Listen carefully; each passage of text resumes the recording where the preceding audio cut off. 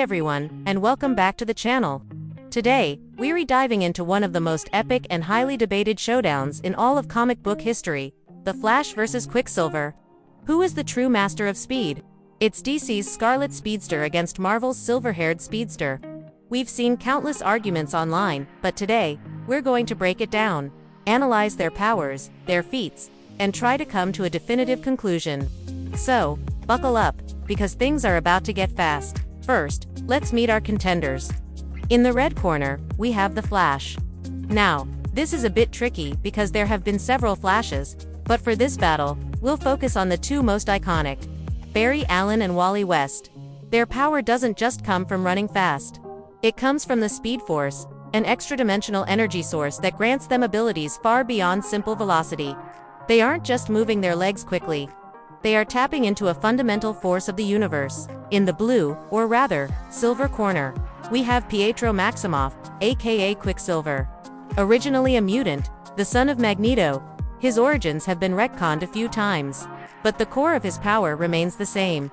He is genetically gifted with the ability to think and move at superhuman speeds. He sees the world in slow motion, allowing him to perform thousands of actions before a normal person can even blink. He's an Avenger, an X-Man, and a formidable opponent for anyone who stands in his way. So, on the surface, it seems simple, right? A race between two guys who run really, really fast. But it's so much more complex than that. Let's start with raw speed. Quicksilver is incredibly fast. He's been clocked running at speeds exceeding Mach 10, easily breaking the sound barrier and then some. He once ran halfway around the globe in just 92 seconds.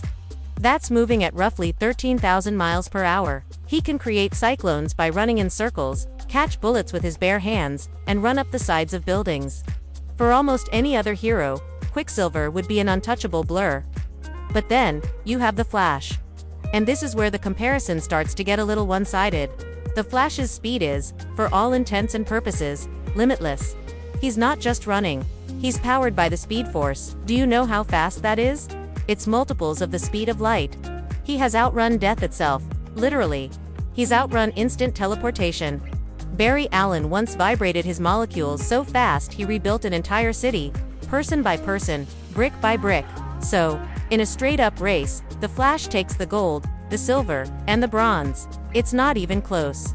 Quicksilver is moving through the world at high speed, but the Flash is high speed. He operates on a different level of physics entirely. But a fight isn't just a race. What about their other abilities? This is where the Speed Force really gives Flash the edge. Because he channels the Speed Force, the Flash can do things Quicksilver can only dream of. He can phase through solid objects by vibrating his molecules at the perfect frequency. This means walls, punches, and pretty much any physical attack are useless against him. He can also use this phasing offensively, vibrating his hand through an opponent and then solidifying it, causing catastrophic damage. Or even more terrifyingly, he could phase through a person and cause them to explode. It's a move he rarely uses because of its lethal nature, but it's in his arsenal. Then there's the infinite mass punch. By moving near the speed of light, the Flash can increase his mass to near infinite levels, delivering a punch with the force of a white dwarf star. He once hit a rogue Superman with this punch, sending him flying across the continent. Can Quicksilver survive a hit like that? Absolutely not. What else? The Flash can steal kinetic energy. Imagine Quicksilver running at top speed, and suddenly, he's frozen in place, unable to move a muscle. That's what Flash can do. He can literally steal Quicksilver's speed, adding it to his own and leaving Pietro as a living statue. He can also lend speed to other people or objects. He can create speed duplicates, time remnants, and travel through time and dimensions by vibrating at the right frequency. Now, let's not sell Quicksilver short. He's an incredibly experienced fighter. He's been trained by Captain America and has been in countless battles. His mind processes information so quickly that he can analyze a fight and come up with a strategy in a nanosecond. He's arrogant, sure, but he's also ruthless and pragmatic.